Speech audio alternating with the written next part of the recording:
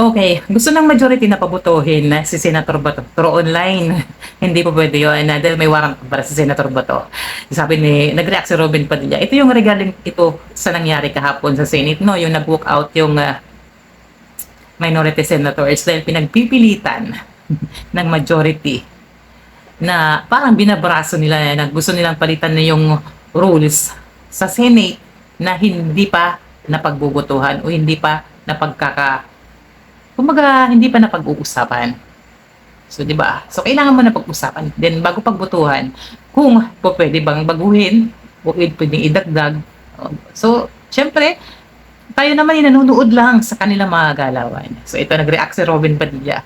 Sabi na Robin Padilla, matagal na daw na tinatanggap ng pamahalaan na yung ganitong sitwasyon, yung Zoom, ayan, through video camera lang, video cam lang, no?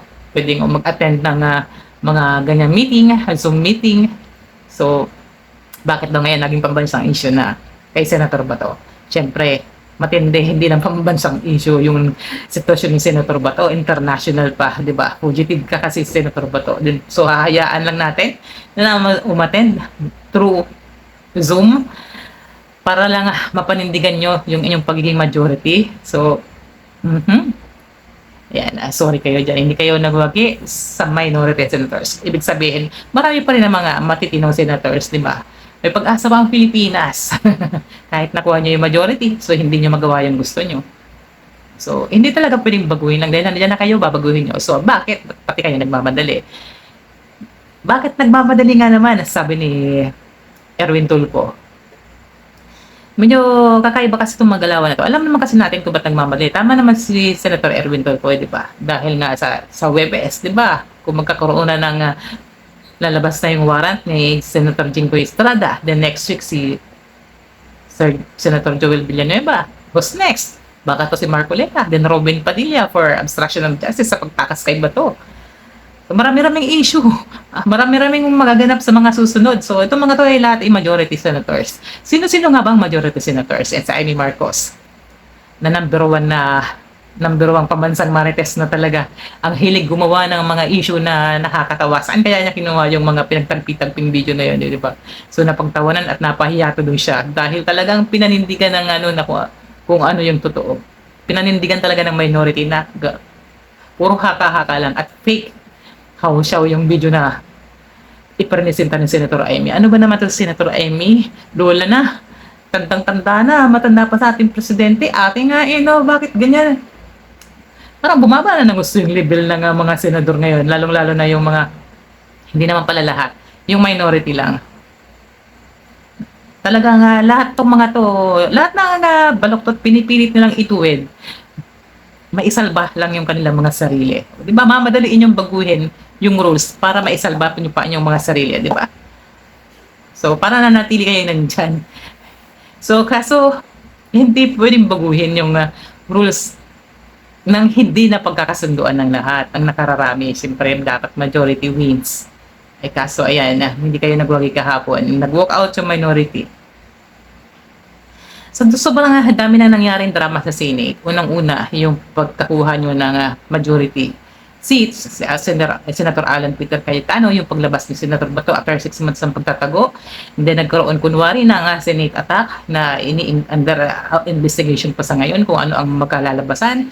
Kasi naging online na findings nun yung mga haka-haka or drama lang. So, nagkaroon pa ng iyakan dahil minasama pa nila yung privilege speech ni Senator Risa Ontiveros dahil nga medyo talaga naramdaman ni Senator Risa na medyo sira-sira na yung Senate, di ba? Hindi lang medyo, talagang nasira yung Senate mula nung maging Senate President Senator Alan Peter Cayetano. Siyempre, unang-una ba naman yung ingay na nilikha sa paglabas ni Senator Bato kung paano sila mismo naglabas kasi ng video kung paano nagtatakbo sa Senate. Siyempre, international na paano tinakasan umakyat si Senator Bato sa Senate para lang matakbuhan yung NBI agent na babae. So, then gumawa pa uli. Hindi yan. Nag-isip pa sila dahil hindi nga inaprobuhan ng Supreme Court yung petition ni Senator Bato na pagbawalan na nahulihin siya hanggat walang warrant of arrest na nagmulol mumula sa local court. Paano kaya nga naman mag-i-issue ang local court ng warrant of arrest kay Senator Bato? Wala naman siyang kasong kinaharap dito sa atin sa Pilipinas, kundi sa ICC lang. O, diba? So, napaka-imposibleng magkaroon ng warrant of arrest na magmumula sa local court.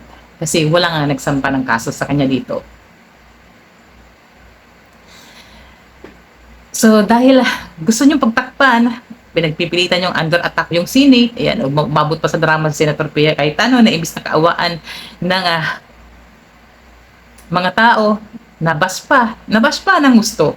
Diba? Naging kung ano-ano pang pinagagawa, pinagkakitaan ng social media tong mga actions, galawan dito sa Senate, sumuso, sobrang bidang-bida tong mga majority senators.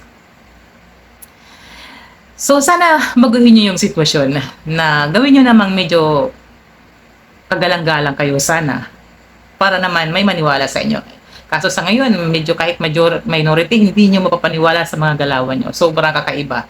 Lalong-lalo na naglabas pa si Senator Amy ng video, gawa-gawang video, na pinaubulaanan na nasumampal din sa kanya sa after niya magpresenta, wala siyang supporting evidence, talagang haka-haka lang, sabi-sabi, chismis, sumbong lang daw. So, ayan, napahiya siya ng gusto. Ayaw niya magpa-interpellate kung anong basihan. So, diba? So, may yung mga galawan nyo, medyo sobrang nakakaya at medyo nakakapababa ng gusto ng kalidad ng ating mga senators sa ngayon.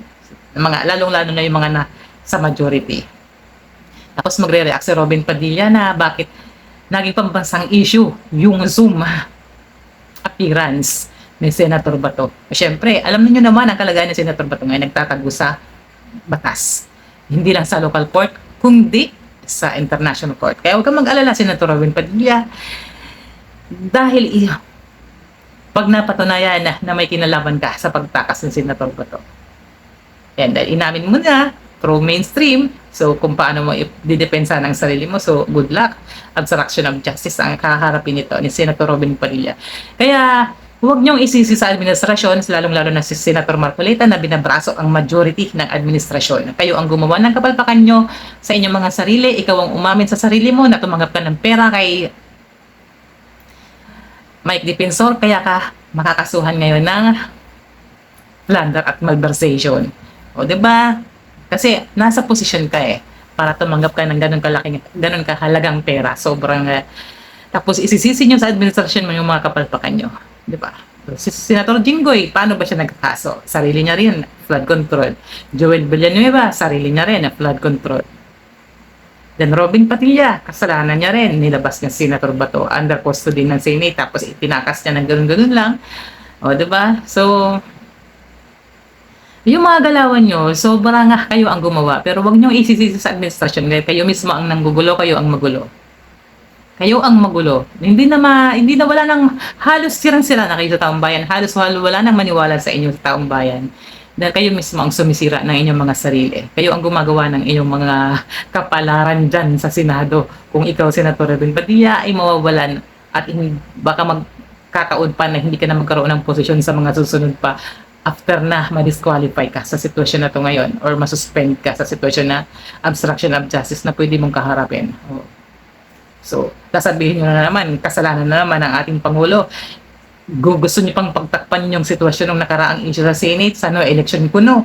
Sino ba maniniwala sa no election sa no election na mangyayari sa 2028 dahil parang sinasabi nyo na napaka ganid ng pamahalaan ngayon na ayaw nang umalis sa pwesto.